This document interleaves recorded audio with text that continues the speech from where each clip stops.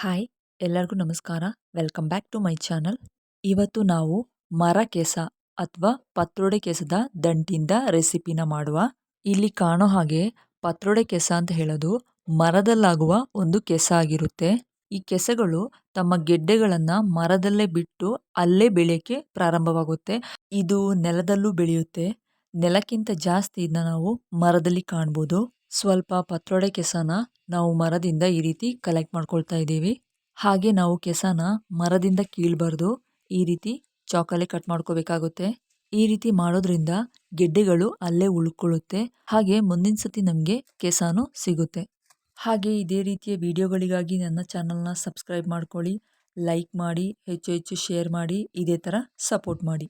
ಇನ್ನು ಇದು ನಮ್ಮ ದೇಹಕ್ಕೆ ಯಾವ ಥರ ಸಪೋರ್ಟ್ ಮಾಡುತ್ತೆ ಅಂತ ನೋಡುವ. ಇದರಲ್ಲಿರೋ ವಿಟಮಿನ್ಸ್ಗಳು ಎ, ಸಿ ಮತ್ತು ಬಿ ಆಗಿರುತ್ತೆ. ಇದರಲ್ಲಿ ಫೈಬರ್ ಅಂದರೆ ನಾರಿನಾಂಶ ಜಾಸ್ತಿ ಇದೆ. ಈ ಕೆಸವನ್ನು ತಿನ್ನೋದ್ರಿಂದ ನಮ್ಮ ಡೈಜೆಸ್ಟ್ಗೂ ಹೆಲ್ಪ್ ಮಾಡುತ್ತೆ. ಇದರಲ್ಲಿ ಕಂಡುಬರುವ ಮಿನರಲ್ಸ್ಗಳು ಐರನ್, ಪೊಟ್ಯಾಷಿಯಂ, ಕ್ಯಾಲ್ಶಿಯಂ ಮತ್ತು ಮೆಗ್ನೀಷಿಯಂ ಆಗಿದೆ. ಹಾಗೆ ಈ ಕೆಸುವಿನ ದಂಟಿನಲ್ಲಿ ವಿಟಮಿನ್ ಸಿ ಮತ್ತು ಆ್ಯಂಟಿ ಆಕ್ಸಿಡೆಂಟ್ ಇರೋದ್ರಿಂದ ನಮ್ಮ ದೇಹದ ಇಮ್ಯುನಿಟಿ ಸಿಸ್ಟಮ್ಗೆ ಇದು ಸಪೋರ್ಟ್ ಮಾಡುತ್ತೆ. ಇವಾಗ ತೋಟದಿಂದ ಪತ್ರೊಡೆ ಕೆಸನ ತಗೊಬಂದಿದ್ದೀವಿ. ಅದರದ್ದು ದಂಟು ಮತ್ತು ಎಲೆಯನ್ನು ಬೇರೆ ಬೇರೆ ಮಾಡ್ಕೊಳ್ಳೋಣ. ಎರಡೂ ಉಪಯೋಗಕ್ಕೆ ಬರುತ್ತೆ. ಇವತ್ತು ಅದರದ್ದು ದಂಟಿಂದ ಒಂದು ಗುಜ್ಜನ್ನು ಮಾಡುವ. ಈ ಕೆಸನ ಕಟ್ ಮಾಡೋದ್ರಿಂದ ಅಥವಾ ಅದರ ದಂಟಿನ ನಾರನ್ನು ತೆಗೆಯೋದ್ರಿಂದ ಈ ಕೆಸದಲ್ಲಿರುವ ನೀರಿನಂಶ ಏನಿರುತ್ತೆ ಅದು ನಮ್ಮ ಕೈಗೆ ತಾಗ್ದಾಗ ಕೈ ಕಚ್ಚೋ ಚಾನ್ಸಸ್ ಇರುತ್ತೆ. ಈ ನೀರಿನ ಕಡಿತನ ಅವಾಯ್ಡ್ ಮಾಡೋಕ್ಕೋಸ್ಕರ ನಾನಿಲ್ಲಿ ಕಾಚಂಬುಳಿನ ಬಳಸ್ತಾ ಇದ್ದೀನಿ. ಮೇಲೆ ನೀವು ನೋಡ್ಬೋದು ಈ ಕಾಚಂಬುಳಿನ ಯಾವ ರೀತಿ ತಯಾರು ಮಾಡೋದು ಅಂತ ಹೇಳಿ ಒಂದು ಸಪ್ರೇಟ್ ಆಗಿರೋ ವಿಡಿಯೋ ಹಾಕಿದ್ದೀನಿ. ನನ್ನ ವಿಡಿಯೋ ಲಿಸ್ಟಲ್ಲಿ ನೀವು ಹೋಗಿ ಚೆಕ್ ಮಾಡಿ ಫುಲ್ ವಿಡಿಯೋನ ನೋಡ್ಬೋದು. ಹಾಗೆ ಇದರಲ್ಲಿರೋ ಕ್ಯಾಲ್ಶಿಯಂ ಅಂಶ ನಮ್ಮ ಬೋನ್ಸಿಗೂ ಒಳ್ಳೆಯದು. ಕೆಲವೊಂದು ಸತಿ ನಮಗೆ ಗೊತ್ತಿಲ್ಲದೆ ಆಹಾರದ ಜೊತೆಗೆ ಕೂದಲು ಸೇರಿಸಿ ನಾವು ತಿಂದಾಗ ನಮ್ಮ ದೇಹಕ್ಕೆ ಅದು ವಿಷಕಾರಿಯಾಗಿರುತ್ತೆ.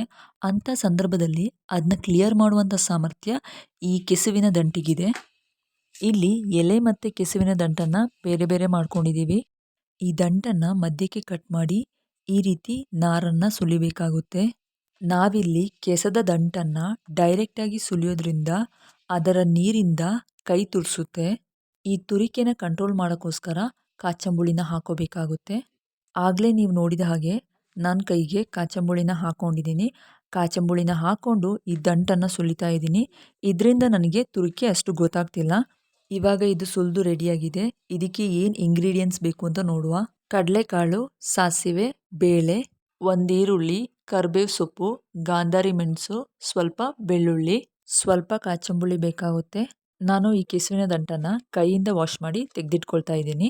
ನಾನಿಲ್ಲಿ ಮೊದಲೇ ಕಾಚಂಬುಳಿ ಹಾಕಿರೋದ್ರಿಂದ ಕೈ ಅಷ್ಟೇನು ತುರಿಸ್ತಿಲ್ಲ. ಇದಕ್ಕೆ ನಾನು ಸ್ವಲ್ಪ ಅರಿಶಿನ ಪುಡಿ ಹಾಕೊಳ್ತಾ ಇದ್ದೀನಿ, ಸ್ವಲ್ಪ ಗರಂ ಮಸಾಲ ಪುಡಿ ಹಾಕೊಳ್ತಾ ಇದ್ದೀನಿ, ಸಂಬಾರ ಪುಡಿ ಹಾಕೊಳ್ತಾ ಇದ್ದೀನಿ ಅಂದರೆ ಧನಿಯಾ ಪುಡಿ, ಖಾರದ ಪುಡಿ. ಖಾರ ಕಮ್ಮಿ ಆಯಿತು ಅಂದರೆ ಆಮೇಲೆ ಹಾಕೋಬೋದು. ಕೆಸ ತಿನ್ನುವಾಗ ತುರಿಸ್ಬಾರ್ದಲ್ವಾ, ಅದಕ್ಕೋಸ್ಕರ ನಾನಿಲ್ಲಿ ಕಾಚಂಬುಳಿನ ಹಾಕೊಳ್ತಾ ಇದ್ದೀನಿ.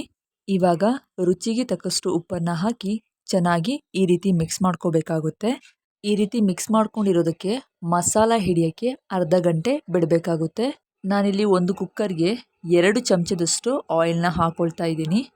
ಇದಕ್ಕೆ ಸ್ವಲ್ಪ ಸಾಸಿವೆನ ಹಾಕ್ಕೊಳ್ತಾ ಇದ್ದೀನಿ. ಸಾಸಿವೆ ಸಿಡ್ದಾದ್ಮೇಲೆ ಬೆಳ್ಳುಳ್ಳಿನ ಹಾಕೋಬೇಕಾಗುತ್ತೆ. ಇವಾಗ ಕಟ್ ಮಾಡ್ಕೊಂಡಿರೋ ಗಾಂಧಾರಿ ಮೆಣಸನ್ನು ಹಾಕೊಳ್ತಾ ಇದ್ದೀನಿ.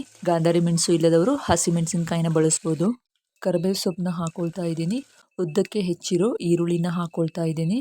ಹಾಕ್ಕೊಂಡು ಚೆನ್ನಾಗಿ ಫ್ರೈ ಮಾಡ್ಕೋಬೇಕಾಗುತ್ತೆ. ನಂತರ ಇದಕ್ಕೆ ನಾನು ಕಡಲೆನ ಹಾಕ್ಕೊಂಡು ಮಿಕ್ಸ್ ಮಾಡ್ಕೊಳ್ತಾ ಇದ್ದೀನಿ. ಅದರದ್ದು ಟೇಸ್ಟ್ ಇನ್ನೂ ಚೆನ್ನಾಗಿರುತ್ತೆ. ಇದಕ್ಕೆ ನಾನು ಬೇಳೆನ ಹಾಕ್ಕೊಳ್ತಾ ಇದ್ದೀನಿ.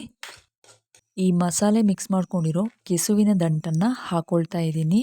ದಂಟನ್ನು ಚೆನ್ನಾಗಿ ಮಿಕ್ಸ್ ಮಾಡಿ ಸ್ವಲ್ಪ ಲೈಟಾಗಿ ಫ್ರೈ ಮಾಡ್ಕೋಬೇಕಾಗುತ್ತೆ.